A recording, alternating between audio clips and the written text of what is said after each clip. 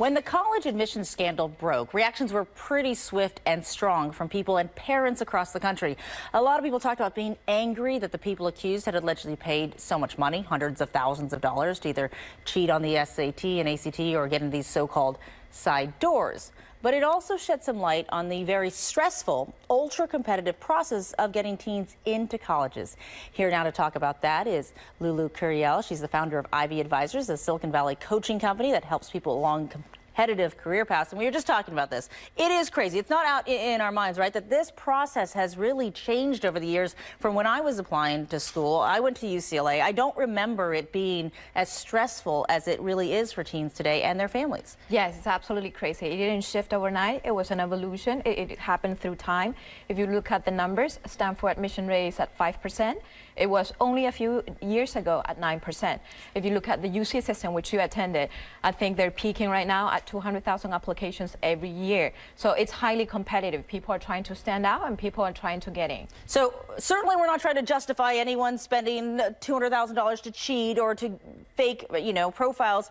But I think, what are parents supposed to do in this process? Their children have over a 4.0. They're getting, really high scores on the SAT and ACT, and they're being told, you still might not get in. Like, we don't even know how to define a safety school anymore. That's what we used to do, right? Have the ones that we hope to get into, the ones we'll probably get into, and then a couple that we should definitely get into. I think it's really hard to define those. Yeah, absolutely. So there's no shame in asking for help. Hiring an admissions consultant is like hiring a sports coach for your child. What William Singer did is like the equivalent of providing steroids to an athlete.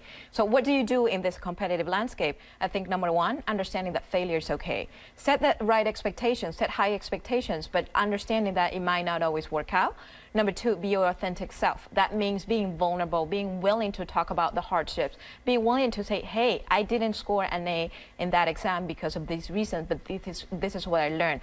And sometimes this admissions officer, because of how competitive the process is, they want to look at the vulnerable human being behind the application, behind the perfect SAT and the perfect GPA.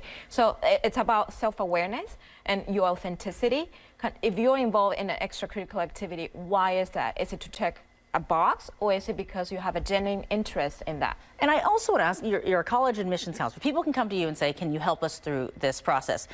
Going back to, again, when I was in school, I did a little SAT prep and ACT prep at school. We didn't really pay extra money.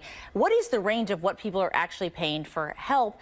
And do they, obviously it can help, but do they need that? Is that a must-have to get into schools these days? Sure. Is it a must-have? No, you can do it by yourself. There are hardworking people out there who they check their own, they fill out their own forms. They did it all by themselves. But there are others who need help. It's just the nature of what, It's help with deadlines, help with essays? Sure. So helping with navigating the process. Parents are not in this process day in and day out, but admissions counselors are. So we help you navigate the process. We help you brainstorm. We help you strategize. Some people have a lot of things to say, not enough space to say those stories, and the opposite happens.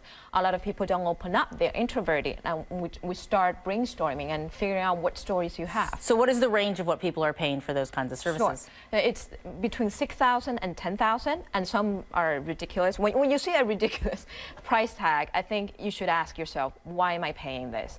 I think that something fair is between $6,000 and $10,000.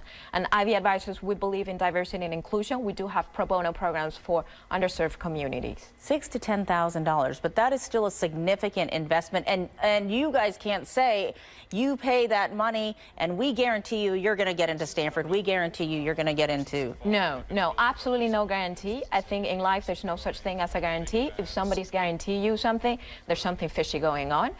So the payment you're making is for the time of the advisors, for the expertise, and for the hand-holding process. There's just so many people who can't afford that, who look at that and say, well, if I had the extra money, I would do that, but I can't do that. Do you think the numbers have grown because of this universal app that has also come on where you can apply to so many schools at one time? I mean, what led to this evolution of so many people applying? Sure. I think if you look at society, if you have more and more first-generation college students, the aspiration of an education that's already there. The generation has changed. And with digital media and the internet, people understand that education is important. And then they try to attain those high degrees because I think this movement of social media, you have to have a status, you need to look good, you need to win at all costs. I think that's the pressure. And most importantly, I think the pressure comes from the parents, not so much from the child. They're just the product of the parenting. Have you had parents tell you or ask you, hey, can you do this? Can you help, cheat the system? Sure.